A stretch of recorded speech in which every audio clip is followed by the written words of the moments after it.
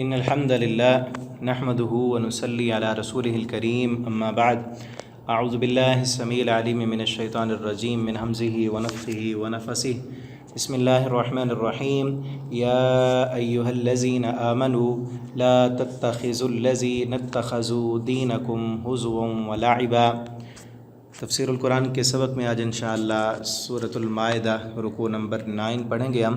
انتہائی اہم ترین باتیں اس میں ہمارے لیے کی گئی ہیں۔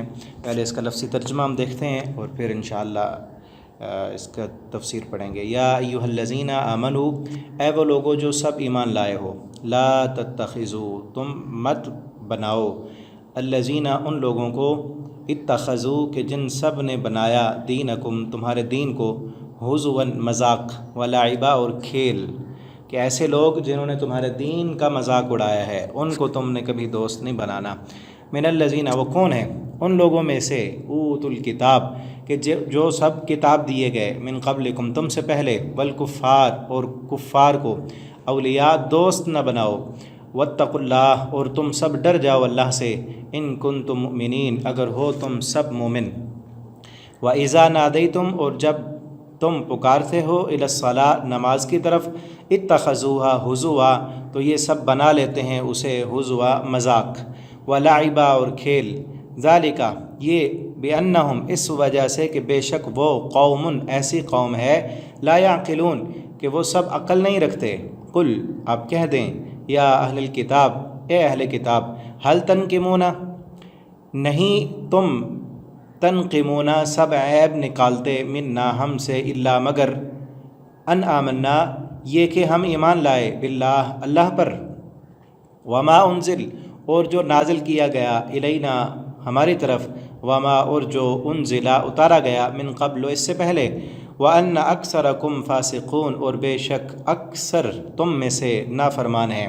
قل آپ کہہ دیں، حل انبئکم کیا میں بتاؤں تمہیں، بشر برا، من ذالک اس سے بھی برا کون ہے، فاسقوں سے بھی زیادہ برا، من ذالک اس سے، مثوبتاً انجام کے لحاظ سے، عند اللہ اللہ کے نزدیک، من لعنہ اللہ جو کہ لعنت کی اس پر اللہ نے، وغضبہ اور غضبناک ہوا اللہ تعالیٰ علیہ اس پر، وجعل اور بنا دیا، منہم ان میں سے، قردۃ بعض کو بندر، والخنازیر اور بعض کو سور، وعبد الطاغوت اور جنہوں نے بندگی کی طاغوت کی، اولئک شر مکانا یہ سب لوگ بدتر ہیں، مکانن ٹھکانے کے لحاظ سے، واضل اور سب بھٹکے ہوئے ہیں، عن سواء السبیل سیدھے راستے سے۔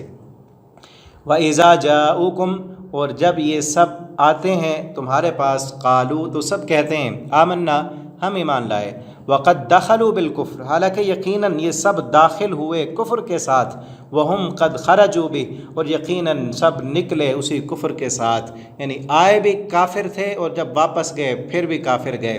واللہ اعلم اور اللہ تعالیٰ خوب جاننے والا ہے، بما كانوا یکتمون اس کو جو وہ سب چھپاتے ہیں۔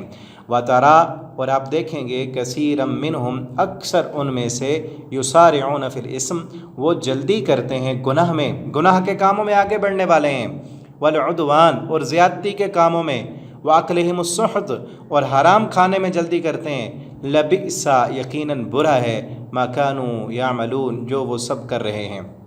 لولا ینہاہم الربانیون کیوں نہیں منع کرتے انہیں ربانیون رب والے، مشائخ، والاحبار اور علماء ان کے علماء ان کے مفتیان ان کو کیوں نہیں روکتے اس حرام سے، عن قولہم الاسم ان کے گناہ کی باتیں کرنے سے، واکلہم السحت اور حرام کھانے سے، لبئس ما كانوا یصنعون البتہ برا ہے جو وہ سب کر رہے ہیں۔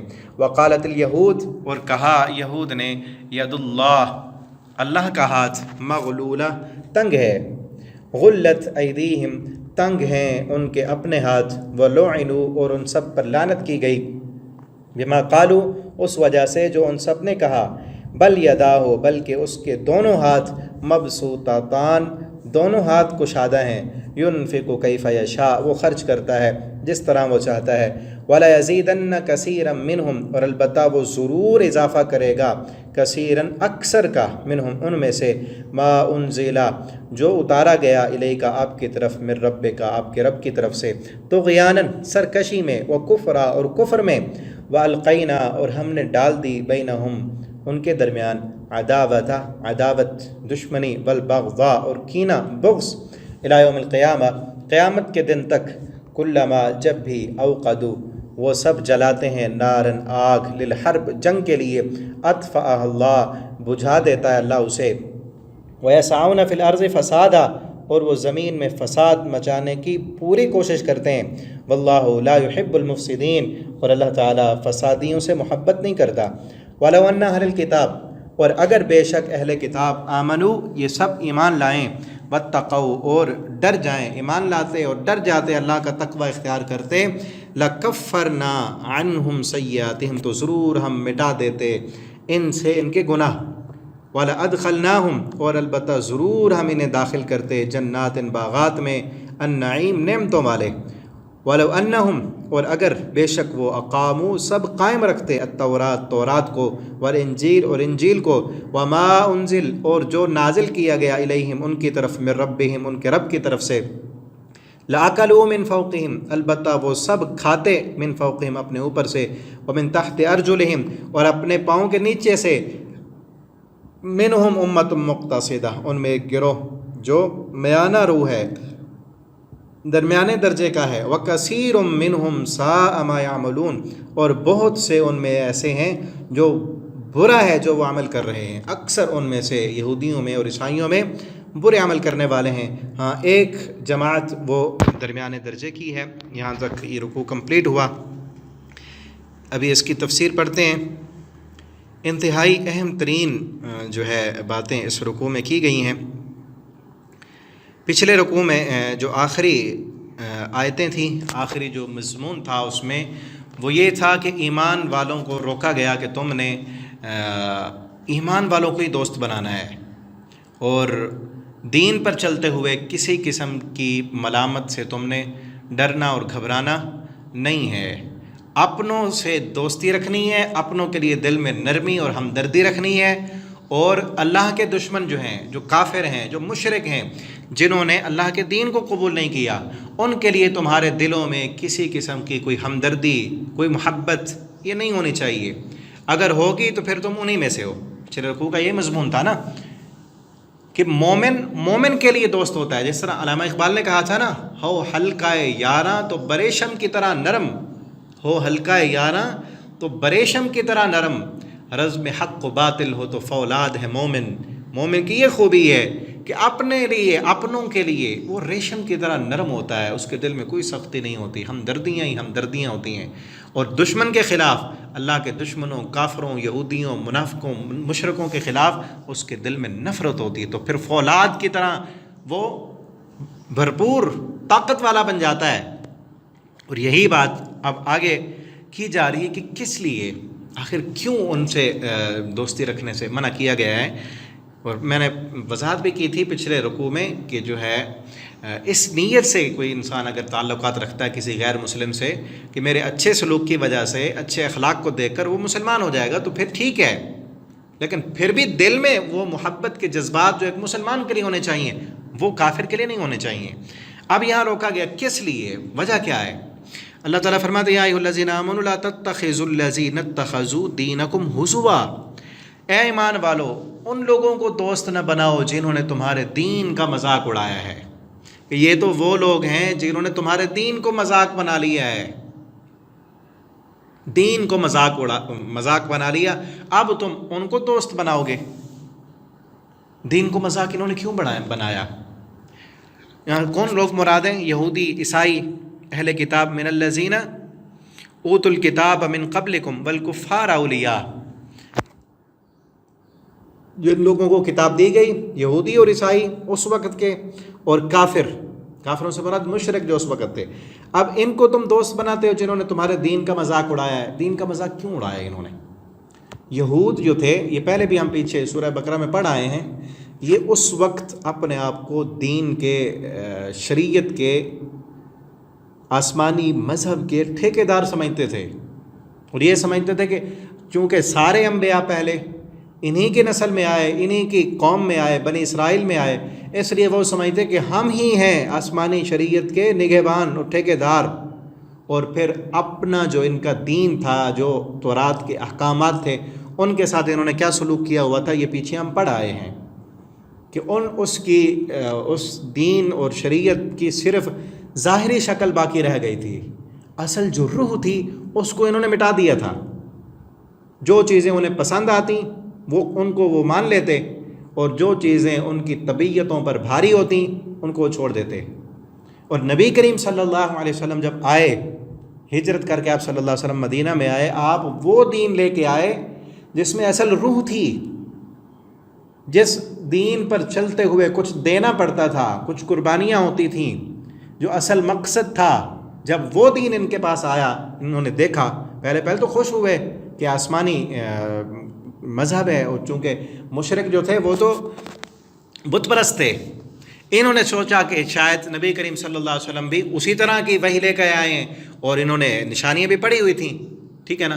لیکن جب اس دین کو دیکھا کہ اس میں تو قربانیاں ہیں، یہ دین تو جہاد مانگتا ہے، اس دین کے لیے تو کچھ دینا ہے، اپنا مال خرچ کرنا ہے، اپنی جان دینی ہے، اپنے بچے قربان کرانے ہیں، اپنے گھر چھوڑنے ہیں، اللہ کے سامنے جھکنا ہے، سود چھوڑنا ہے، حرام چھوڑنا ہے، اپنی منمانی اور اپنی مرضی کو ترک کرنا ہے۔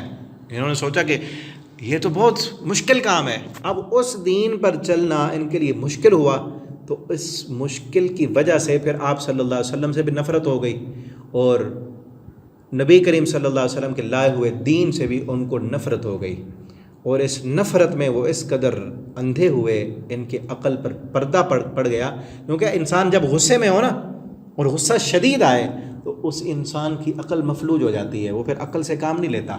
ان کو غصہ اور نفرت اس حد تک تھی، ایک تو یہ چاہتے تھے کہ ہماری نسل سے آتے نبی کریم صلی اللہ علیہ وسلم، چونکہ یہ باتیں پہلے ہو چکی ہیں، آپ صلی اللہ علیہ وسلم حضرت اسماعیل علیہ السلام کی لڑی سے تھے، اور پہلے جتنے نبی آئے وہ اسحاق علیہ السلام ان کی جو ہے لڑی سے تھے، پیچھے تو ابراہیم علیہ السلام ایک ہیں نا۔ اس وجہ سے بھی ان کو نفرت تھی کہ بنی اسرائیل میں اب کیوں نہیں آئے، ٹھیک ہے نا، بنی اسماعیل کے میں کیوں آ گئے۔ اور دوسرا پھر ان کو حسد اور بغض، عداوت، نفرت اس وجہ سے ہو گئی کہ آپ صلی اللہ علیہ وسلم جو دین لے کے آئے وہ قربانیاں مانگتا تھا، اور پھر ان کی جو چودراہٹیں تھیں، یہ مذہبی جو پیشوا بنے ہوئے تھے، لوگوں کو ان کی من مانی کے فتوے دیتے اور ان سے نذرانے وصول کرتے تھے، جب ان کو خود لوگوں کے مزاج کے مطابق انہوں نے دین بنایا ہوا تھا، جس کو جیسا مسئلہ چاہیے ویسے ہی وہ توڑ موڑ کر کے اس کو خوش کر دیتے، اور یہی دین کا حلیہ انہوں نے باقی رکھا ہوا تھا۔ باقی روحانیت، اصل جو مقصد ہے اللہ کی رضا، زندگی گزارنے کا مقصد، وہ سب ختم کر چکے تھے، ٹھیک ہے نا۔ اس وجہ سے ان کو بڑا دھچکا لگا، کیونکہ اگر نبی کریم صلی اللہ علیہ وسلم کو مانے پھر تو چودراہٹیں جاتی ہیں، ہم سے تو کوئی مسئلہ فتوے نہیں پوچھے گا نا، ہماری جو سرداریاں ہیں، جبے اور قبے، یہ سب ختم ہو جائیں گے۔ اس وجہ سے اس نفرت میں اتنے پھر وہ اندھے ہوئے، عقل پر پردے پڑے کہ آپ صلی اللہ علیہ وسلم کا اور آپ کے دین کا مذاق اڑانے لگے، شریعت کا مذاق اڑانے لگے، ٹھیک ہے نا۔ اب ایسے لوگوں کو پھر دوست بنانا، تو اس انسان کی جو ایک آپ کے دین کا مذاق اڑا رہا ہے، آپ دیکھیں نا مذاق کس چیز کا اڑاتا ہے، کوئی انسان کس چیز کا مذاق اڑا رہا ہے، جب اس کو حقیر سمجھتا ہے، اس لیے مذاق اڑاتا ہے نا کہ اس کو حقیر سمجھ رہا ہے۔ ہم اپنے والدین کا مذاق نہیں اڑاتے، ٹھیک ہے نا، جب اگر کوئی اور بھی مذاق اڑائے ہمارے استادوں کا، ہمارے والدین کا، ہمارے بزرگوں کا، ہم اس کو بھی روکیں گے، کیوں؟ ہمارے ذہن میں والدین کا، بزرگوں کا ایک مقام ہے۔ مذاق اس چیز کا اڑایا جاتا ہے جس کا کوئی مقام نہ ہو، کوئی حیثیت نہ ہو، مثلا کسی انسان کوئی پاگلوں والی حرکتیں کر رہا ہے تو اس پر ہنسیں گے، کیوں؟ کیونکہ وہ ایک انسانیت سے گری ہوئی جو ہے وہ کام کر رہا ہے، اس لیے اس پر ہنسا جا رہا ہے۔ اگر ایک چیز کا جو مذاق اڑاتا ہے وہ اس کی حیثیت کچھ بھی نہیں سمجھ رہا، اس کو گرا دیا اس نے، ٹھیک ہے نا۔ اور مذاق اڑانے والے کی کم عقلی، بے حسی اور تکبر کا اندازہ نظر آتا ہے، اور اپنے آپ کو بڑا کر رہا ہے۔ جو کسی کا مذاق اڑاتا ہے اپنے آپ کو اونچا سمجھتا ہے نا، تکبر میں آتا ہے، اور دوسرے کو وہ حقیر سمجھ رہا ہے، اور پھر اس مذاق اڑانے والے کے ساتھ پھر تعلق رکھنا، ٹھیک ہے نا. پھر اس تعلق رکھنے والے کے ایمان کے لیول کو ظاہر کرتا ہے. ٹھیک ہے نا. اسی مثال سے دیکھیں نا, آپ کے والدین کا کوئی مذاق اڑا رہا ہے اور آپ اس کے ساتھ دوستی رکھتے ہیں, اس کا مطلب یہ ہے کہ آپ نے اپنے والدین کو کوئی عزت نہیں دی. ہوتا تو یہ آپ اس کو روکتے پوری قوت کے ساتھ, اس کو سمجھاتے. لیکن اگر آپ کا وہ دوست ہے اور وہ آپ کے والدین کا مذاق اڑاتا ہے, مانا یہ کہ آپ نے اپنے والدین کو دل میں کوئی وقت, کوئی قدر, کوئی حیثیت دی ہی نہیں. اسی طرح سے جو انسان دین کا مذاق اڑا رہا ہے, شعائر اسلامیہ کا مذاق اڑا رہا ہے, اور آپ اس سے دوستی رکھتے ہیں, اس کا معنی یہ ہے کہ پھر آپ کے دل میں اسلام کی کوئی وقت نہیں, کوئی حیثیت نہیں, کوئی قدر و قیمت نہیں ہے. اس لیے روکا گیا نا. ایمان کے لیول کو ظاہر کر رہا ہے نا کہ آپ کا لیول کس درجے کا ہے. وہ مذاق اڑا, ایک ہے اسلام سمجھ نہیں آیا, جس طرح عام کافر ہیں ان کو سمجھ نہیں ہے, ابھی پتہ نہیں دین کا, شریعت کا, اس کے ساتھ اچھا تعلق رکھیں, اس کو سمجھائیں, بتائیں. ایک ہے جس طرح یہ کیفیت ہے, اب بھی کئی کافروں کی کیفیت ہو سکتی ہے, یہ کیفیت کہ سب کچھ سمجھ آ گیا, پتہ چل گیا حق ہے, سچ ہے, اب صرف اس وجہ سے نہیں مان رہے کہ قربانی دینی پڑتی ہے, ہماری اپنے جو مفادات ہیں ان پر زد پڑتی ہے, اس لیے پھر وہ مذاق اڑا رہے ہیں. پھر جو ہے ان کے ساتھ دوستی رکھنا, دوستی رکھنے سے پھر کیا ہوگا؟ یہ ہوتا ہے نا جس کے ساتھ انسان, بلکہ ایک حدیث میں بھی آتا ہے کہ انسان اپنے دوست کے مذہب پر ہوتا ہے, جس طرح وہ ہوتا ہے اسی طرح آپ کی اگر دوستی ہوگی کسی ایسے انسان کے ساتھ جو دین کا مذاق اڑاتا ہے اور آپ خاموش ہیں, آپ کچھ نہیں کہتے, آہستہ آہستہ آپ کے ذہن میں بھی اسلام کی ان شعائر کی حیثیت ختم ہوتی جائے گی. اور پھر کیا ہوگا کہ ایک دن آئے گا آپ خود بھی مذاق اڑانا شروع ہو جائیں گے, اور پھر دائرہ اسلام سے نکل کر کہیں اور چلے جائیں گے. ٹھیک ہے نا. تو اس لیے منع کیا گیا ہے, روکا گیا ہے. اور آج بھی ہم اپنے معاشرے میں نظر دوڑائیں, کئی لوگ آپ کو دین کا مذاق اڑاتے ہوئے نظر آئیں گے, بلکہ اس میڈیا نے تو اور کہاں ہمیں پہنچا دی ہے. اس پر کئی ایسی ایپ ہیں جہاں پر دین کا, پردے کا, داڑھی کا, نماز کا, سجدے کا مذاق اڑایا جا رہا ہوتا ہے, حتیٰ کہ جنت اور جہنم کا مذاق اڑایا جا رہا ہوتا ہے. اور ہمارے مسلمان کلمہ پڑھنے والے صرف شغل کے نام پہ اسے دیکھ رہے ہوتے ہیں اور ہنس رہے ہوتے ہیں اس پر. ہم خود اگر ہنسیں نماز کا مذاق اڑاتے ہوئے وہ دیکھ کر, ٹھیک ہے نا. ابھی پچھلے دنوں کے ایک ویڈیو مجھے دکھا رہے تھے کہ ایک گانے بج رہے ہیں اور آگے سے جو ہے نا وہ نماز پڑھ کے اس میں بھی وہ ایکٹنگ کر رہا ہے. ایسے انسان کو شرعام جو ہے وہ پھانسی پہ چڑھا دینا چاہیے.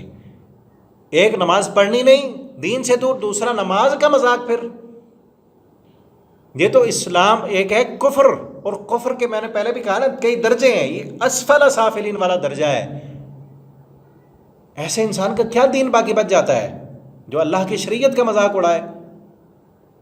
ہاں ٹھیک ہے, ایک انسان وہ اس میں سستی ہے, وہ نماز کبھی پڑھ لیتا ہے کبھی نہیں پڑھتا, اور اپنے آپ کو اس میں وہ مجرم سمجھتا ہے کہ میرے اندر سستی ہے, میں نماز نہیں پڑھ رہا, یہ میرے داڑھی نہیں رکھی ہوئی, یا کوئی عورت ہے وہ پردہ نہیں کر رہی, اور اس میں اپنے آپ کو وہ قصوروار سمجھتا ہے, گناہ سمجھتا ہے. ہو سکتا ہے پھر وہ اللہ تعالیٰ اسے ہدایت دیں اور آگے چل کر وہ درست ہو جائے. لیکن ایک ہے کہ خود کرتا نہیں وہ دین والا کام, جو کر رہے ہیں ان کا مذاق اڑاتا ہے.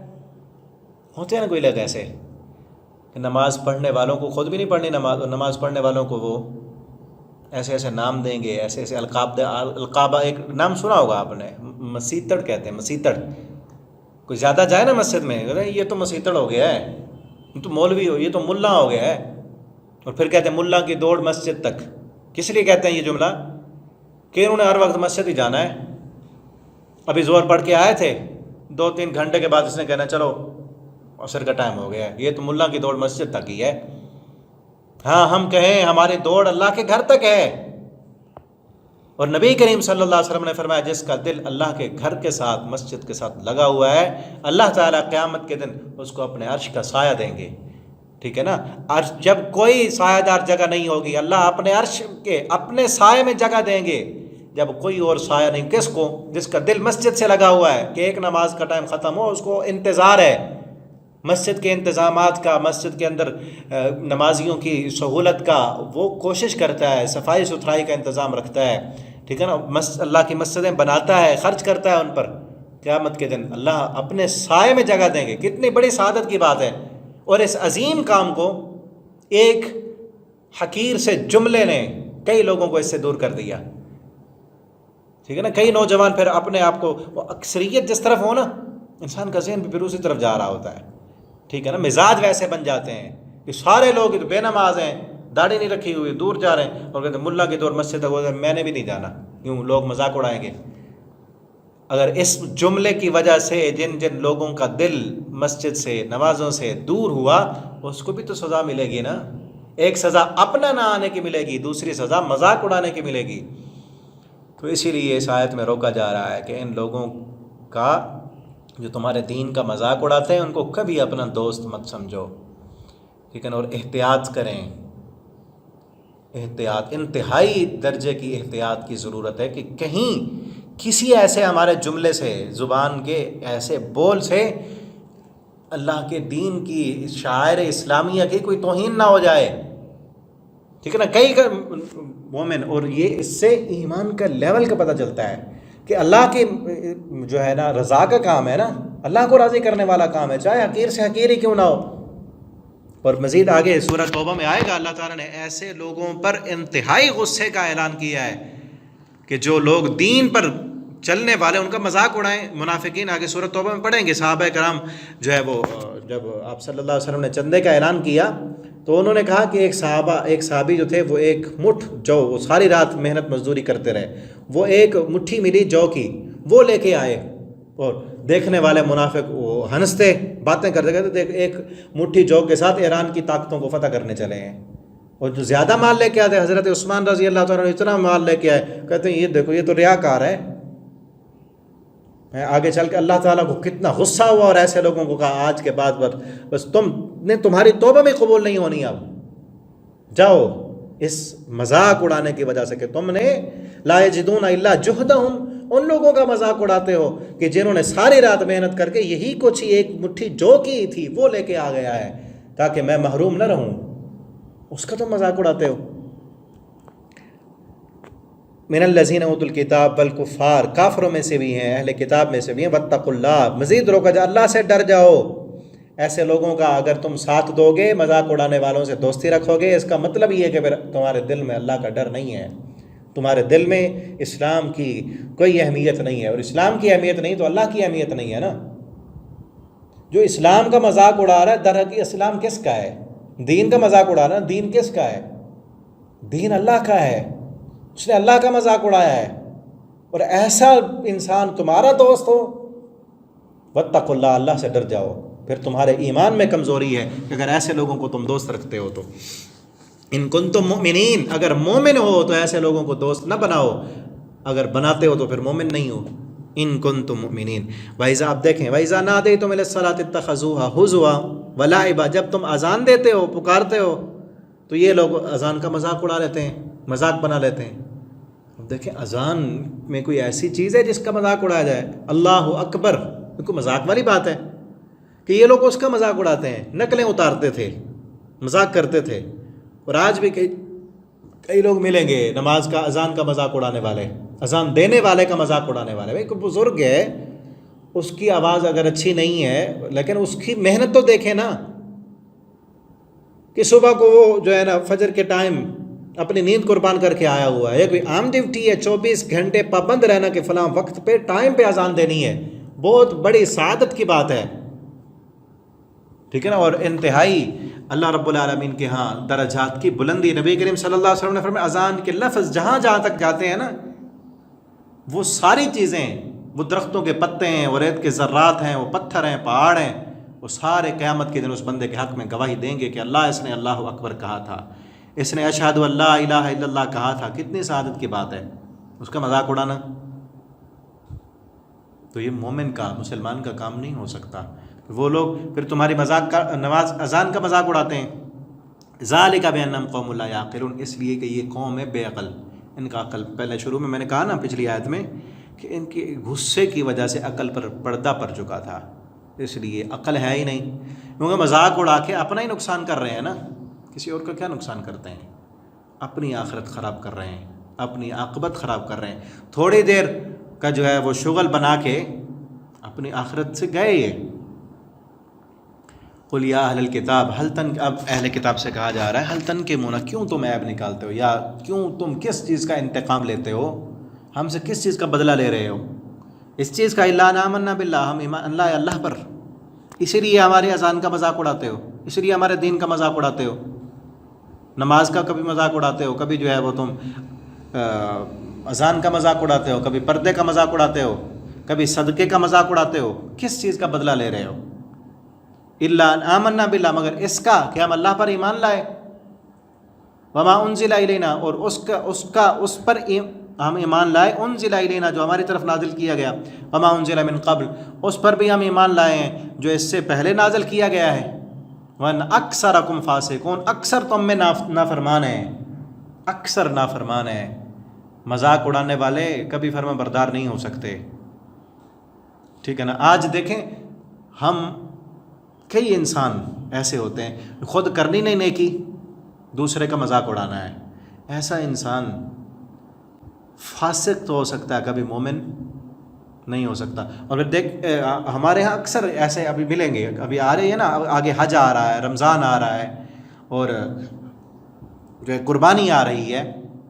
کوئی حج کرنے جا رہا ہوگا نا، کہیں گے حج کرنے سے بہتر ہے تم جو ہے غریب کی بچی کی شادی کرا دو، قربانی کرنے سے پہلے جو ہے نا مسکینوں کو کھانا کھلاؤ. یہ کیوں کہتے ہیں؟ یہ ان لوگوں کو نہیں کہتے جو 3 لاکھ کا آئی فون ہاتھ میں پکڑا ہوا، اس کو نہیں کہتے کہ 3 لاکھ کا تو نے فون لیا ہے، 50 لاکھ کی تو نے گاڑی خریدی ہوئی ہے، 1 کروڑ کی تو نے کوٹھی بنائی ہے، غریبوں کو دے. اس کو کوئی نہیں، کچھ نہیں کہیں گے. دنیا پہ جتنا مرضی خرچ کر لیں اس کو کہنے والے نہیں ہوں گے. اگر دین کے لیے وہ خرچ کرے گا، رمضان میں کسی کی سحری افطاری وہ کرا رہا ہے، تو کہیں گے دیکھو یہ جو ہے نا شہرت کر رہا ہے اپنی، یہ اپنی شہرت کے لیے کر رہا ہے. یہ مسجد میں سارے کو روزے دار ہوتے ہیں. وہ بھائی نہ ہو جائے، دینے والے کی نیت پر ہوگا. ٹھیک ہے نا. قربانی کرنے والے کہیں گے یہ قربانی سے بہتر تھا، اتنا بڑا بکرا لے لیا، اس سے بہتر کسی غریب کو دے دیتے پیسے. بھائی اسلام کے شعائر ہیں قربانی کرنا، حج کرنا. ہم یہ نہیں کہتے کہ غریبوں کو نہ دیں، لیکن جو لوگ باتیں کرنے والے ہوتے ہیں، ان کو اس وقت باتیں یاد نہیں آتی جب کوئی سیٹھ شادی کر رہا ہوتا ہے، اپنی شادی میں کروڑوں کا وہ خرچ کر رہا ہے. ٹھیک ہے نا. 5-5 10-10 لاکھ کے وہ ایک دن کے سوٹ پہن رہے ہوتے ہیں. اس کو دوبارہ پتہ نہیں پہننا یا نہیں پہننا، وہ گیا وہاں یاد نہیں آتے ان کو غریب. ایک شادی میں اتنا کچھ خرچ ہو جاتا ہے جتنے سے درجنوں جو ہے غریبوں کی بچوں کی شادیاں ہو جائیں. اس وقت یاد نہیں آئے گا. کروڑوں کی مکان بنانے میں اور گاڑیاں خریدنے میں اور مہنگے سے مہنگے فون رکھنے میں اس وقت یاد نہیں آئے گا کہ ان کو کہیں کہ غریبوں کو دے دیں. آپ 20-30 ہزار کا بھی فون رکھ سکتے ہیں اور 3 لاکھ کا بھی لیا ہوا ہے، اس کو بیچیں، غریبوں کو دیں. اس کو کوئی نہیں کہے گا. جو عمرے کے لیے جا رہا ہو، جو مسجد بنا رہا ہو، جو دین پر خرچ کر رہا ہو، اس کو کہیں گے کہ اس سے بہتر ہے تو یہ کر لے، تو کر لے. یہ بھی ایک قسم کا مذاق ہی ہے اللہ کے دین اور لوگوں کو دین سے بیزار کرنے والی بات ہے. ٹھیک ہے نا. کہ قربانی کا بکرے سے پہلے تم جو ہے غریبوں کو دو، یعنی قربانی نہ کرو. پھر اللہ رب العالمین ہمیں دین کی صحیح سمجھ دے اور ایسے لوگوں کو سمجھائیں. یہ چاہے اکثر پیچھے سے ہوتا ہے، ان کے کچھ غیر اسلام سے منحرف کرنے والے عناصر ان کے پیچھے ہوتے ہیں، اور کئی پھر سادہ ذہن والے لوگ وہ یہ چیزیں دیکھ کر سمجھ نہیں آتی ان کو، وہ پھر آگے سے آگے ان کو پہنچا رہے ہوتے ہیں. اکثرکم فاسقون، اکثر ان میں فاسق ہیں. قل هل انبئکم بشر من ذلک، آپ ان سے کہیں کیا میں تمہیں بتاؤں اس سے برا، ان فاسقوں سے بھی برا انسان کون ہے؟ مثوبۃ عند اللہ، انجام کے اعتبار سے اللہ کے عمل، لعنہ اللہ، جن پر اللہ نے لعنت کی ہے. وغضب، اور اللہ نے ان پر غصہ کیا. وجعل منهم القردۃ والخنازیر، ان میں سے اللہ نے کچھ کو بندر بنا دیا، کچھ کو سور بنا دیا. وہ کون تھے؟ یہی یہودی تھے. آگے سورہ اعراف میں آئے گا. ٹھیک ہے نا. نام پارے میں سورہ اعراف میں ان کو اللہ رب العالمین نے روکا تھا کہ ہفتے والے دن شکار نہیں کرنا. انہوں نے کیا، اللہ رب العالمین نے ان پر لعنت بھی کی، اور سب کے سب جو نافرمانی کرنے والے تھے اللہ نے سب کو سور بنا دیا، اور خنزیر بنا دیا، آدھے ان میں بندر بن گئے اور آدھے خنزیر بن گئے۔ اور آج کچھ لوگ کہتے ہیں کہ یہ جو اب بندر ہیں یہ وہی بنی اسرائیل کی بگڑی ہوئی قوم ہے۔ نہیں، بلکہ جس پر اللہ رب العالمین کی لعنت ہو اور عذاب ہے وہ زمین پر پھر رہ نہیں سکتے باقی، وہ بنے وہ مر گئے۔ یہ ایک الگ سے جانور ہے، اللہ کی مخلوق ہے، یہ بھی وہ نہیں ہے، وہ بگڑی ہوئی قوم نہیں ہے۔ اللہ نے ان پر لعنت کی۔ اب آخرت میں ان کو کتنا بڑا جو ہے دردناک ان کا انجام ہوگا اور سزا ملے گی۔ بندر اور خنزیر سب سے بری مخلوق ہے، سب سے اعلیٰ درجے پر پیدا کیا تھا۔ لقد خلقنا الانسان فی احسن تقویم ثم رددناہ اسفل سافلین، احسن بنایا تھا، دین اور شریعت کا امام دیا تھا، منصب دیے تھے ان کو، لیکن انہوں نے کیا کیا؟ نافرمانیاں کیں، بغاوتیں کیں، اللہ رب العالمین کے حکموں میں تعویلیں کیں، اپنی منمانی کی۔ اللہ تعالیٰ نے کیا کیا کہ ایک انسان یہاں سے کتنا بڑا سبق ہمیں ملتا ہے۔ ایک انسان اگر اپنی انسانیت کے درجے سے نکل جاتا ہے، اپنی روحانیت کو بھول کر صرف یہ حیوانی جذبات ہے نا، حیوانی خواہشات کو پورا کرنے کے لیے انہوں نے شکار کیا کہ پیسے ملیں گے، نفع آئے گا، مچھلیاں بہت زیادہ اس دن آ رہی ہیں، تعویل کی۔ اپنے حیوانی جذبات کے پیچھے پڑ کر اگر اپنے روحانیت کو، اپنے پیدا ہونے کے مقصد کو کوئی انسان چھپا دیتا ہے اور دفن کرتا ہے، جس طرح ہے نا سورہ شمس میں قد افلح من زکاہا وقد خاب من دساہا، کامیاب ہو گیا جس نے اپنی روحانیت کو ابھارا کہ میں کس لیے آیا، اور جس نے اس کو دبا دیا، حیوانی جسم کو ہی پالا، اسی کو ہی پوسا، اسی کے لیے محنت کوشش کی، تو پھر کیا ہوتا ہے؟ وہ انسان پھر انسانیت سے گرتا ہے اور اسفل سافلین، جانوروں میں سے بھی سب سے بدتر جانور بن جاتا ہے۔ اس سے جانور اچھے ہوتے ہیں۔ ایک انسان اگر اپنی انسانیت سے گر جائے اور اگر اپنی انسانیت کو پہچان لے تو پھر یہی انسان فرشتوں سے بھی افضل ہو جاتا ہے۔ اللہ رب تعالی ہمیں اپنی روحانیت کو، اپنی انسانیت کو پہچاننے کی توفیق دیں۔ قردۃ والخنازیر وعبد الطاغوت، جنہوں نے بندگی کی طاغوت کی۔ طاغوت سے مراد ہر وہ چیز جس کو اللہ کے مقابلے میں، جس کی عبادت کی جائے، یا جس کو اللہ کے مقابلے میں حاکم سمجھا جائے۔ ان الحکم الا للہ، حکم تو اللہ کا ہے۔ ایک انسان یہی جو اختیارات اللہ کے پاس ہیں وہ کسی اور کو دے دے، ایسے سمجھو وہ طاغوت ہے۔ انہوں نے طاغوت کی پیروی کی، اپنے نفس کو، نفس بھی طاغوت ہے اگر اللہ کے مقابلے میں اس کی مانی جائے گی۔ انہوں نے اپنے علماء اور رہبان وہ جیسے کہتے تھے حلال ہے حرام ہے، انہی کی مانتے تھے۔ وعبد الطاغوت، اور طاغوت کی انہوں نے بندگی کی۔ اولئک شر مکانا، یہ بدتر ہیں، سب سے بدتر ہیں یہ لوگ ٹھکانے کے اعتبار سے، جو ان کا جہنم میں ٹھکانہ ہوگا سب سے بدتر ہوگا۔ وَأَضَلُّ عَنْ سَوَاءِ السَّبِيلِ، اور بہت بھٹکے ہوئے ہیں سیدھے راہ سے۔ وَإِذَا جَاءُكُمْ قَالُوا آمَنَّا، جب آپ کے پاس آتے ہیں تو کہتے ہیں ہم ایمان لائے۔ وَقَدْ دَخَلُوا بِالْكُفْرِ وَهُمْ قَدْ خَرَجُوا بِهِ، داخل ہوئے تھے، کافر تھے، نکل گئے پھر بھی کافر تھے، ایمان آیا ہی نہیں۔ کیوں آئے؟ نبی کریم صلی اللہ علیہ وسلم کی محفل اور مجلس میں آئے۔ آپ توجہ کریں نا، کتنی رونگٹے کھڑے کر دینے والی بات ہے یہاں بھی، اور اگلی آیت میں وجہ بھی بتائی جا رہی ہے۔ نبی کریم صلی اللہ علیہ وسلم کی مجلس میں آتے تھے، بیٹھتے تھے، قرآن سنتے تھے لیکن اثر انداز نہیں ہوا۔ آج دیکھیں نا، ہم ذرا اپنے ایمان کو دیکھیں تو ہم کتنی، جو بھی مومن ہے نا، مسلمان کلمہ پڑھنے والا، دل میں ذرہ برابر بھی ایمان ہے نا، تو اس کی یہ خواہش ہوتی ہے کہ کاش نبی کریم صلی اللہ علیہ وسلم کو میں بھی دیکھ لیتا۔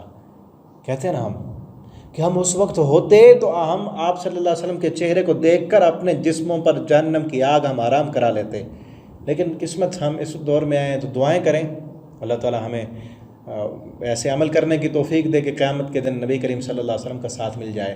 لیکن ان لوگوں نے تو دیکھا تو آپ صلی اللہ علیہ وسلم کو دیکھ رہے تھے، آپ کی مجلس میں بیٹھتے تھے، قرآن سنتے تھے، واعظ و نصیحت سنتے تھے، لیکن وہ واعظ و نصیحت اثر انداز نہیں ہوتا تھا۔ اللہ تعالیٰ فرماتے ہیں، یہ تو کہتے ہیں آپ کے پاس آ کر ہم ایمان لائے، اللہ فرماتے ہیں میں کہہ رہا ہوں قد دخلوا بالکفر، داخل ہوئے تھے کفر کے ساتھ، وہم قد خرجوا بھی، اسی کفر کو لے کر واپس نکل گئے۔ واللہ اعلم، اللہ زیادہ جاننے والا ہے۔ ان کی قسموں کا کیا تم نے اعتبار کرنا ہے؟ اللہ زیادہ جانتا ہے، یہ جانتے ہیں، اللہ تعالیٰ ان کے دلوں کی کیفیت کو جاننے والا ہے، کس کیفیت میں یہ آئے تھے اور کس کیفیت میں نکل گئے۔ بما کانوا یکتمون، جو یہ چھپا رہے ہیں ان سب کا اللہ کو پتہ ہے۔ ان سب کا اللہ کو پتہ ہے۔ آج ہم بھی اپنے آپ کو دیکھیں کہ کیا قرآن ہمارے اوپر اثر کرتا ہے یا نہیں کرتا۔ قرآن سن کر ہمارا ایمان بڑھتا ہے، قرآن پڑھنے کے بعد ہمارا ایمان بڑھتا ہے۔ دیکھیں قدم قدم پہ ہر روز سبق پڑھا ہے نا، دیکھیں کہ پہلے سبق پڑھنے سے پہلے ایمان کا لیول کیا تھا، اب کیا ہے، قرآن شروع کرنے سے پہلے کیا تھا اور اب کیا ہے۔ اگر ایمان بڑھ رہا ہے، نیکیوں کی طرف رغبت بڑھ رہی ہے، تو سمجھو ایماندار ہیں، مومن ہیں، اللہ کا شکر ادا کریں اور اس کو مزید بڑھائیں۔ اور اگر کوئی قرآن بھی پڑھ رہا ہے، ٹھیک ہے نا، اور سنتا بھی ہے، واعظ و نصیحت بھی سنتا ہے، درس دروس بھی سنتا ہے، لیکن وہ سارا کچھ اپنی مرضی کے کرتا ہے، دل ویسے کا ویسا سختی ہے، اسی طرح دنیا کی محبت بھری ہوئی ہے، پھر سمجھو کوئی فائدہ نہیں ہے۔ آگے سبب بتا دیا اگلی آیت میں، دیکھیں وَتَرَى كَثِيرًا مِّنْهُمْ، یہ کیوں ان پر قرآن اثر نہیں کرتا۔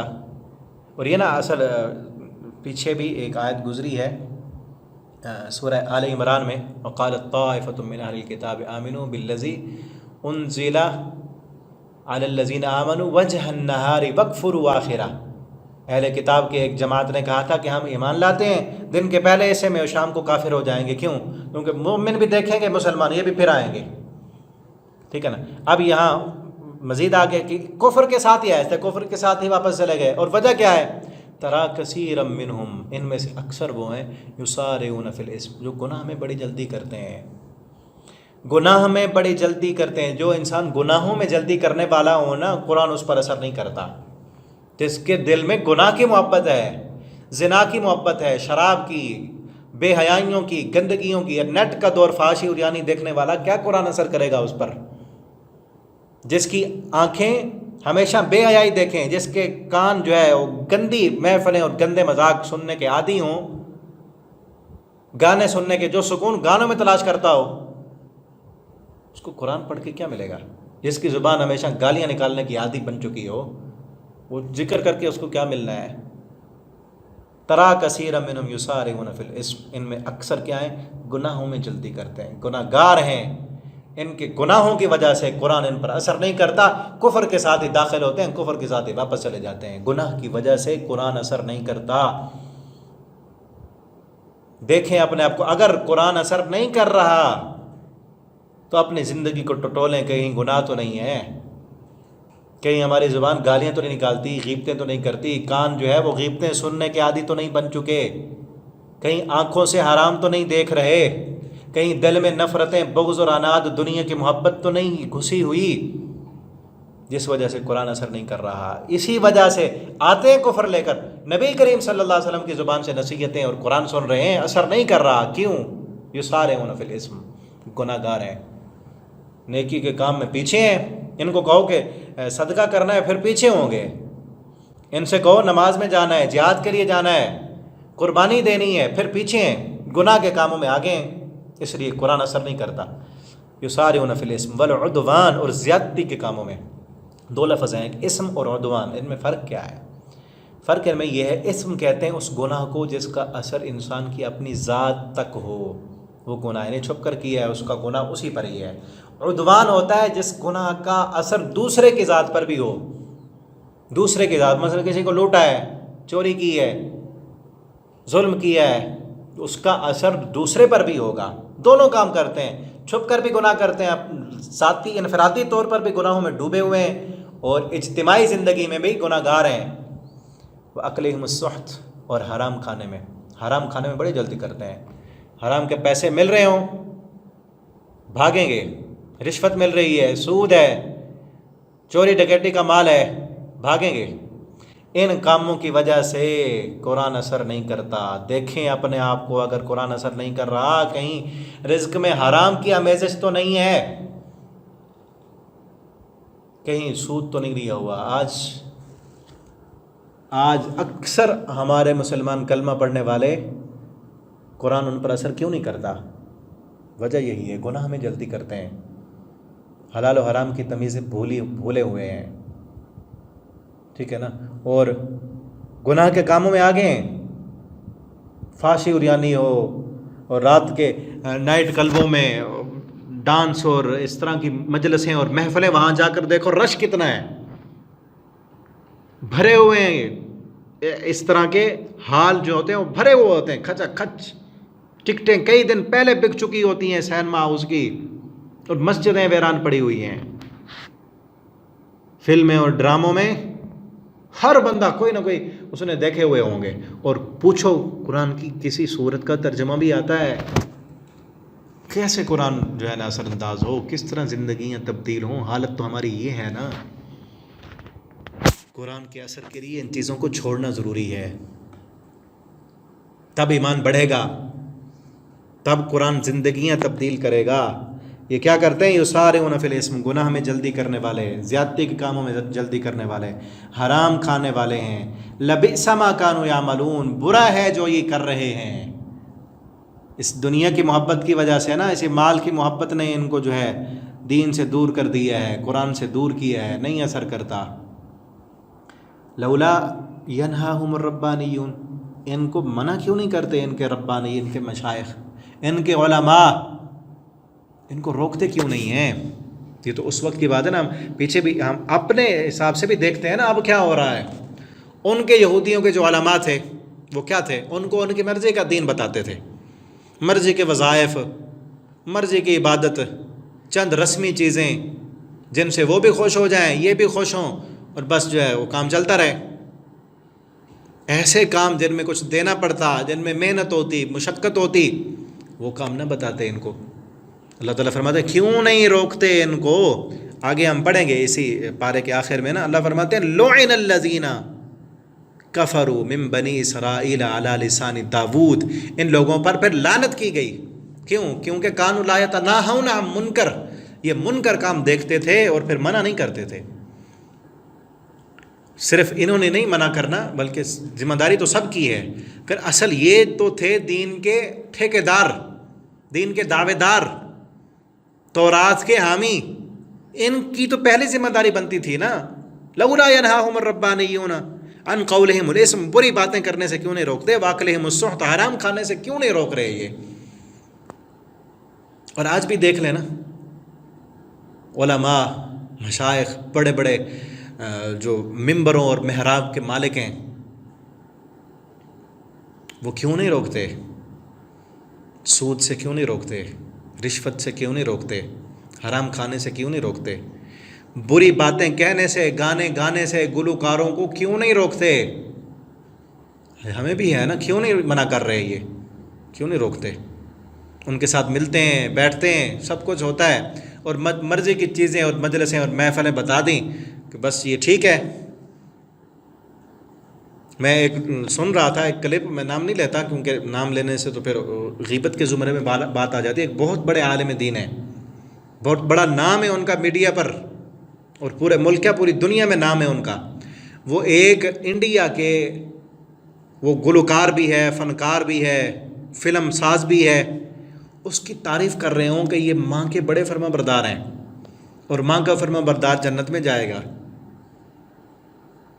اب اس کو یہ نہیں کہا کہ تو جو فلمیں بنا رہا ہے, تو جو گانے گا رہا ہے, تو جو لڑکیوں کے ساتھ برہنہ کپڑے میں کھڑی ہوئی لڑکیوں کے ساتھ ناچتا ہے اور تھرکتے ہوئے بدن جو ہے پوری دنیا تیرے دیکھتی ہے, اور لوگ, نوجوان نسل تجھے دیکھ کر خراب ہو رہی ہے. جو تیری لائن پہ چلے گا پیچھے آئے گا, فلمیں تیری دیکھے گا, وہ اس کا گناہ بھی تجھے ملے گا نا. یہ تو میں نے جو تھوڑے جذبات میں بات کہہ دی, یہی باتیں پیار سے بھی کہی جا سکتی ہیں نا, احسن انداز میں. بھئی یہ جس لائن پہ چل رہے ہو نا, یہ آپ فوت ہو گئے, آپ کی یہ جو پیچھے چلیں گی فلمیں, نوجوان نسل دیکھ کر بگڑے گی تو خراب ہوگی نا. تو اسے کچھ حیا آتی نا, کچھ نہ کچھ تو اس کے دل میں ہوتا نا کہ یہ جو ہے نا میں غلط کر رہا ہوں. جب ایک بہت بڑے عالم اسے کہہ رہے ہیں کہ میں نے ان کے بارے میں سنا ہے, یہ ماں کے بڑے فرما بردار ہیں اور بڑے سخی ہیں, اور ماں کا فرما بردار جنت میں جائے گا, سخی اللہ کو بڑا پسند ہے. اور وہ کیا سمجھے گا؟ سخی تو وہ بل گیٹس بھی ہے نا جس نے کلمہ نہیں پڑھا. کیا اب وہ جنت میں جائے گا جس نے کلمہ ہی نہیں پڑھا؟ مسلمانوں کا قاتل. صرف چند چیزیں, یہی بات تھی ان کی کہ وہ آپ نے ان لوگوں کی, پیسے والوں کی, بڑے لوگوں کی تعریفیں کرتے, حرام کھانے سے نہ روکتے, ان کو بری باتیں کہنے سے نہ روکتے, منع نہ کرتے. تو جہاں تک ہمارا بس چل سکتا ہے، جس قدر ہم کہہ سکتے ہیں، ان کو روکیں، حرام کرنے سے روکیں، بری باتوں سے روکیں، غلط عقائد سے روکیں، غلط نظریات سے روکیں۔ صرف جو ان کی آج ہمارے یہاں بھی وہی کچھ بچ چکا ہے، ان کے یہاں صرف جو ظاہری چیزیں تھیں دین کی، ہمارے یہاں بھی وہی ظاہری چیزیں ہیں۔ کیا ہوتا ہے؟ میلاد کر لو نبی صلی اللہ علیہ وسلم کے نام کا، اور نعتیں پڑھ لو، نظمیں پڑھ لو، سوریں لگا لو، ٹھیک ہے نا۔ اکثر جو ہے نا، اکثر سب کی بات نہیں، ابھی ایسے اللہ کے جو صحیح معنی میں علماء ہیں وہ موجود ہیں، اکثریت، لیکن اکثریت جو ہے وہ ایسے لوگوں کی ہے، صرف وہ سر لگائیں گے، سر میں نعتیں اور نظمیں پڑھیں گے، جو ہے نا واہ واہ ہوگی، نعرے ہوں گے، اور اسی پر ہی جو ہے نا مجلسیں، محفلیں، واعظ و نصیحت کی ساری ختم ہو جائیں گی۔ اور قرآن پڑھنے والے بھی ایسے سر لگا کے لال پیلے ہو کے لمبی لمبے سانسوں میں جو ہے وہ قرآن پڑھیں گے، اور سننے والوں کو پتہ ہی نہیں کہ پڑھا کیا جا رہا ہے، اس پہ وہ نعرے لگائیں گے، سبحان اللہ، اور اونچی آواز میں کہو، اور اونچی آواز میں۔ یہ کیا ہے؟ وہی بس ظاہری چیز دین کی رہ گئی ہمارے ہاں بھی، ٹھیک ہے نا، ظاہری دین ہمارا رہ گیا، کوئی روحانیت نہ آئی۔ اکثر پھر ایسے لوگوں کو قرآن کا ترجمہ بھی نہیں آتا ہوتا، اس پر غور و فکر کرنا، اس میں سے مسائل نکالنا، تربیت کی باتیں کرنا تو دور کی بات ہے، ایسے لوگوں کو سادہ ترجمہ بھی نہیں آ رہا ہوتا قرآن کا، جو لوگوں کو نعتیں سنا رہے ہیں، جو سر میں جو ہے وہ گھنٹہ 2 گھنٹے کی تقریریں کر رہے ہیں، آگے قوم کی کیا اصلاح ہو گئی؟ اور پھر ان کو حرام سے کیسے روکیں گے؟ کیسے ان کو کہیں گے کہ یہ جو کام اس معاشرے میں ہو رہے ہیں یہ غلط ہیں؟ معاشرے کی برائیاں وہ اگر بیان کریں تو پھر لوگ تو خوش تو نہیں ہوں گے نا۔ اللہ تعالی ہمیں ہدایت دے، ہم سب کو، اور خصوصاً ہمارے علماء کو، کہ علماء مل کر ایک ہوں اور پھر لوگوں کی اصلاح کریں، لوگوں کو روکیں حرام کھانے سے، بری باتیں کہنے سے، برے عقائد سے، اور حکومت کی بھی ذمہ داری ہے وہ بھی روکیں، علماء کی بھی ذمہ داری۔ اگر نہیں کریں گے تو جس طرح ان کا انجام ہوا یہودیوں کا، وہی انجام ان کا بھی ہوگا جو نہیں روک رہے۔ وَأَكْلِهِمُ السُّحْتَ، حرام کھانے سے، لَبِئْسَ مَا كَانُوا يَصْنَعُونَ، بہت برا ہے جو وہ کر رہے ہیں، یسنا کہتے ہیں جان بوجھ کر کرنا، یہ جان بوجھ کر رہے ہیں دنیا کی خاطر۔ لَبِئْسَ مَا كَانُوا يَصْنَعُونَ وَقَالَتِ الْيَهُودُ يَدُ اللَّهِ مَغْلُولَةٌ، اور کہتے ہیں کہ اللہ کا ہاتھ تنگ ہے، معاذ اللہ۔ اللہ رب العالمین کے بارے میں کہا کہ اللہ کا ہاتھ تنگ ہے، یہی مضمون ہے، پیچھے آیا تھا سورہ آل عمران کے آخر پر، کہ انہوں نے کہا تھا کہ اللہ تعالیٰ فقیر ہے، قالوا ان اللہ فقیر ونحن اغنیاء، جب نبی کریم صلی اللہ علیہ وسلم نے چندے کا اعلان کیا، وہی بات ہے، انہوں نے کہا اللہ کا ہاتھ تنگ ہے، ابھی ہم سے مانگتا ہے، معاذ اللہ۔ تو اللہ تعالیٰ فرماتے ہیں غلت ایدیہم، ان کے ہاتھ تنگ کر، ان کے اس نظریے کی وجہ سے کہ اللہ تعالیٰ نے جو بطور آزمائش کے، اللہ کی ہے ساری دنیا، وہ جس کو چاہے دے دے، کسی کو دے کر آزماتا ہے، کسی کی رزق تنگ کر کے، اللہ نے دیا ہے اور کہا کہ مجھے دو، میں تمہیں اور زیادہ دوں گا۔ اب اس قدر دنیا کی محبت ان کے دل میں رچ بس چکی ہے کہ دینا تو دور رہا، دینے والوں کا بھی مذاق اڑایا اور اللہ رب العالمین کا بھی مذاق اڑا لیا۔ یہی ہے نا، اللہ کے بارے میں کہا کہ ان اللہ فقیر، اللہ تعالیٰ کے بارے میں کہا ید اللہ مغلولہ، اللہ کا ہاتھ تنگ ہے، ٹھیک ہے نا۔ اب تم ان لوگوں کو دوست بناؤ گے، غلت ایدیہم، اللہ فرماتے ہیں ان کے ہاتھ تنگ کر دیے گئے، ان کے اسی کہنے کی وجہ سے ان کے ہاتھ تنگ کر دیے گئے، یہ کنجوس ہیں، یہ کسی کو 1 روپیہ بھی دے کر راضی نہیں ہوں گے۔ بما غلت ایدیہم ولعنوا، ان پر لعنت کی گئی جو انہوں نے کہا، بل یداہ مبسوطتان، اللہ کے تو دونوں ہاتھ وسعتوں والے، کشادہ ہیں، وہ جیسے چاہتا ہے خرچ کرتا ہے۔ اب ان کی اس تنگ دلی کا آپ ذرا اندازہ لگائیں، آج اس وقت پوری دنیا کی معیشت پر کنٹرول ان یہودیوں کا ہے، سب سے بڑے بڑے بینکار یہی ہیں، لیکن آپ دیکھ لیں کسی کو یہ مفت میں تو دور کی بات ہے، بغیر سود کے قرض دینے کے لیے راضی نہیں ہیں، بغیر سود کے، جن کو بھی پوری دنیا کے ملکوں کو انہوں نے اپنے سودی نظام میں جکڑا ہوا ہے، اور اکثر ممالک ان کے جو ہے نا مقروض ہیں۔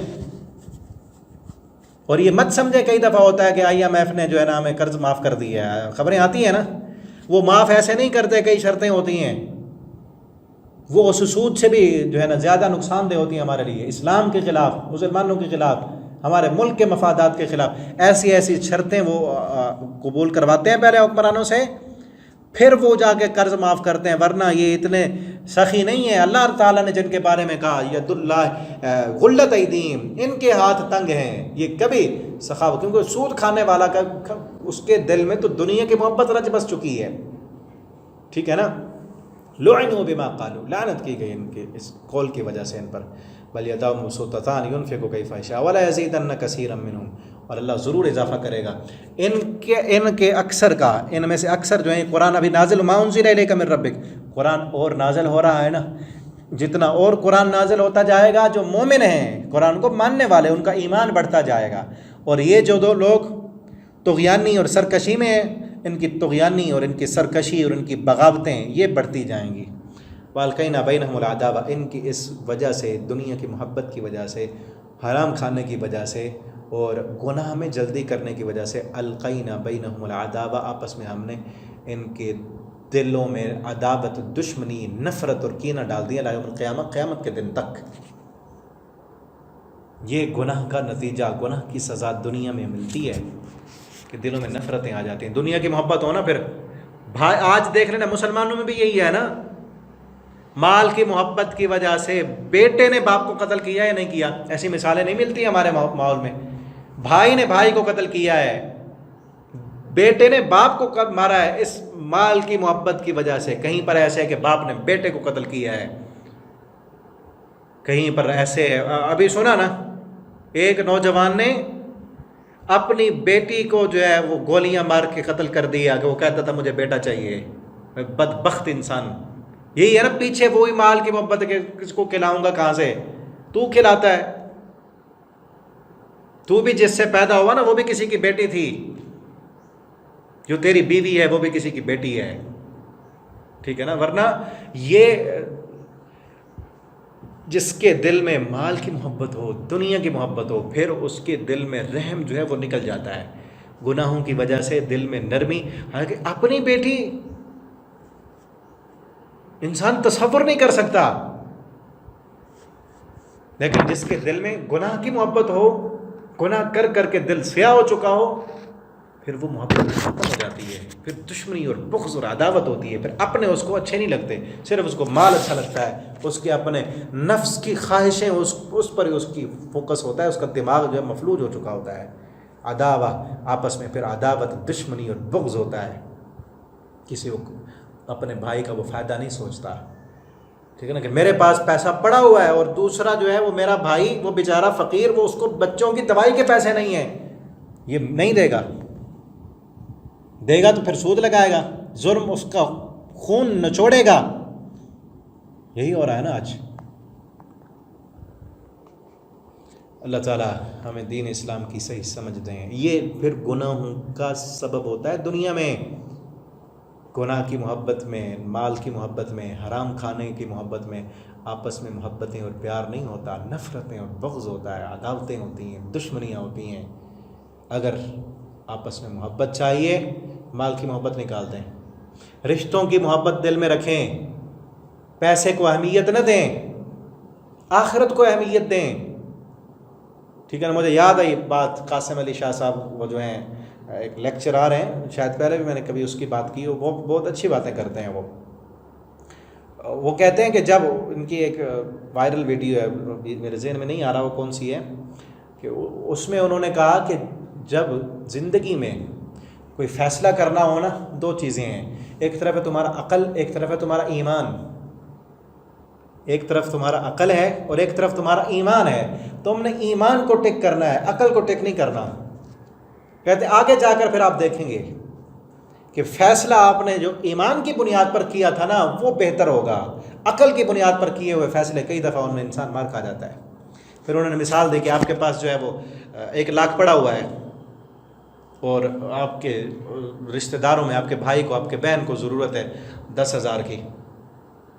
اب وہ کہتے ہیں کہ عقل سے اگر ہم فیصلہ کریں، عقل سے فیصلہ کریں تو عقل کہتی ہے کہ 10,000 تو کم ہو جائیں گے نا، 10,000 کم ہو جائیں گے اگر اس کو دے دیے۔ اور ایمان کیا کہتا ہے؟ ایمان یہ کہتا ہے، اسلام یہ کہتا ہے کہ تم جب دیتے ہو تو اللہ تعالیٰ اس کو بڑھا دیتے ہیں، تمہارا ایمان بڑھ جاتا ہے۔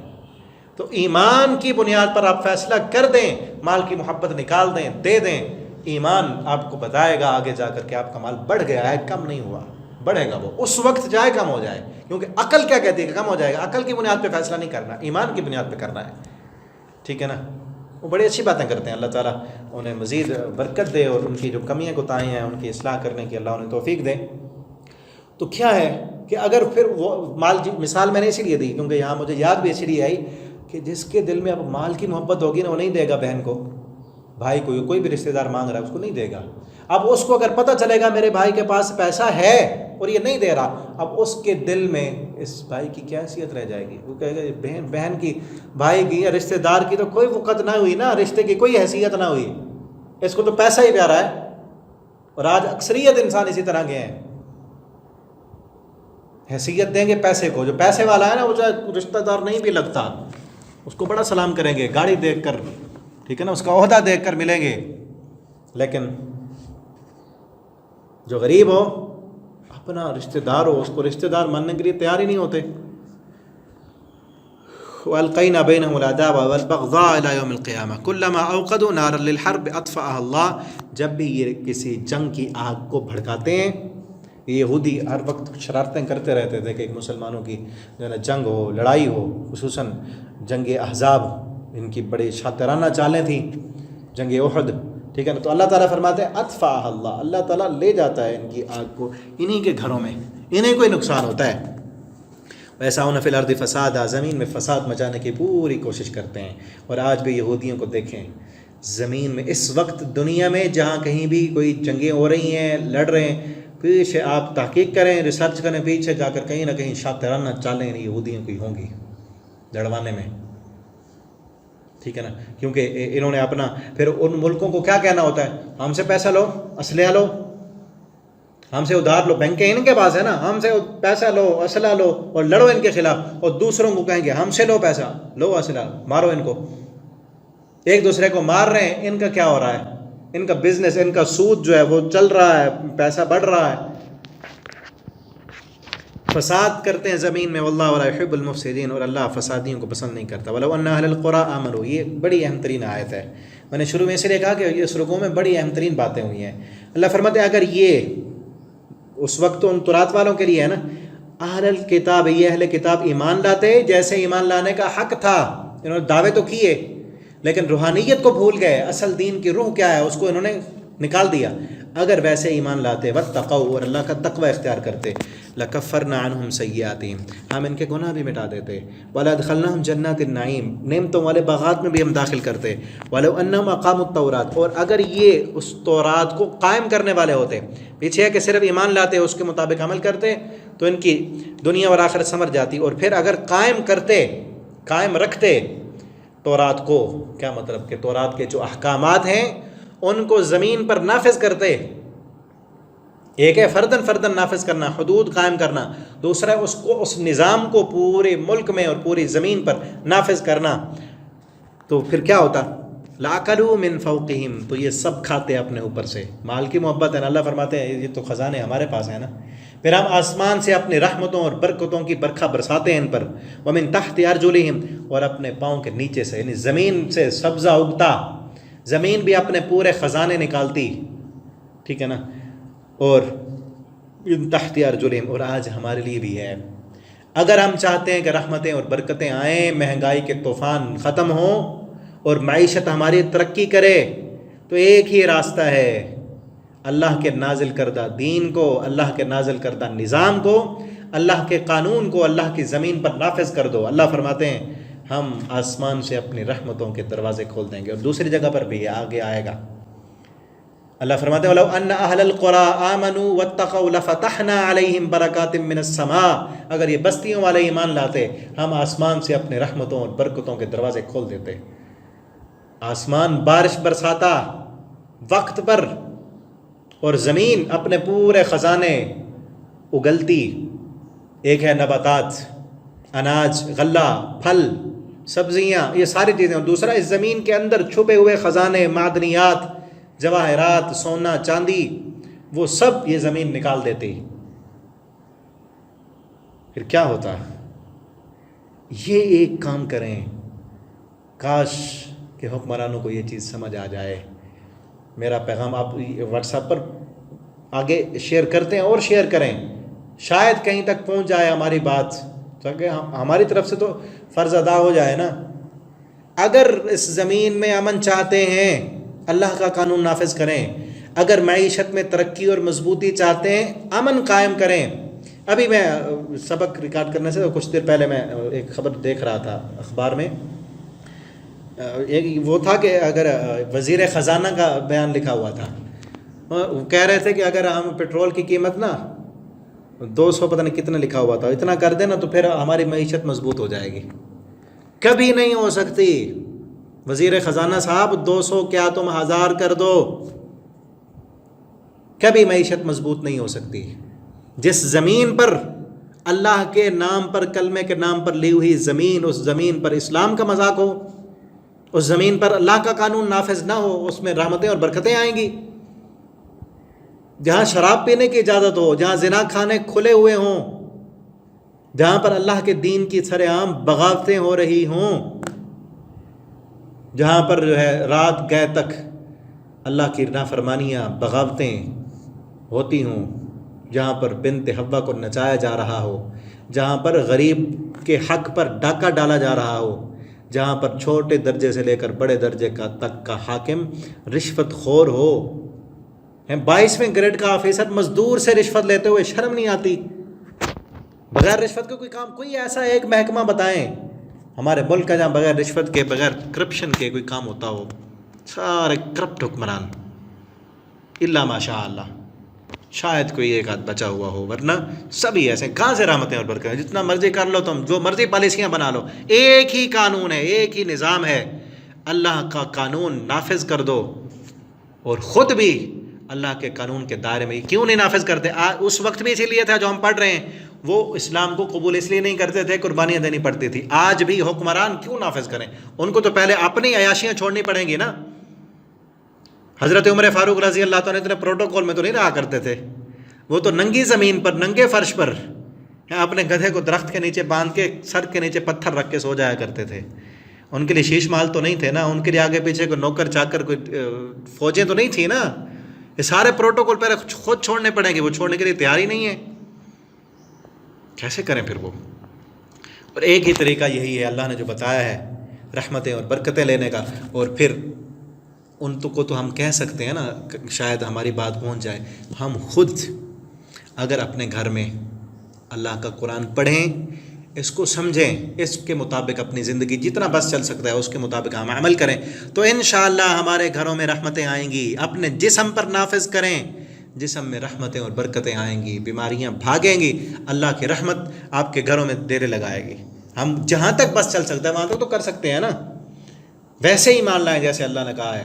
دنیا کی محبت نکالیں، گناہوں کی محبت نکالیں، اللہ کے سامنے جھکنے والے بنیں، عبادت کے ساتھ اپنا تعلق جوڑیں، ٹھیک ہے نا؟ اپنی زبان کی، کانوں کی، آنکھوں کی، اپنے دل کی حفاظت کریں، ان کو اللہ کا فرما بردار بنائیں، اور اپنا تعلق قرآن کے ساتھ جوڑیں، عبادت کے ساتھ اپنا تعلق جوڑیں، تو انشاءاللہ کیا ہوگا؟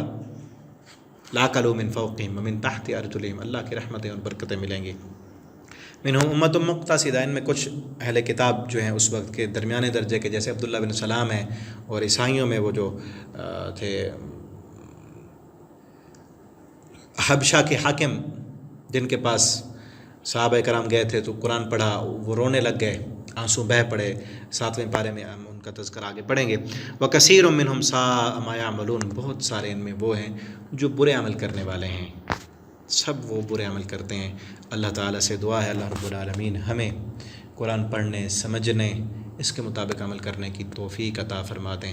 یہودیوں کی جو روشیں، بری خصلتیں یہاں پر ہم نے پڑھی ہیں، پیچھے آئی ہیں، آگے بھی آئیں گے، اللہ ان بری خصلتوں سے ہم سب کو، پوری امت محمدیہ کو ان بری خصلتوں سے بچا لیں، اور جو اللہ تعالیٰ نے مومنین کی، ایمان لانے والوں کی عادتیں اور خوبیاں بیان کی ہیں وہ ہمیں اپنانے کی اللہ تعالیٰ توفیق عطا فرما دیں۔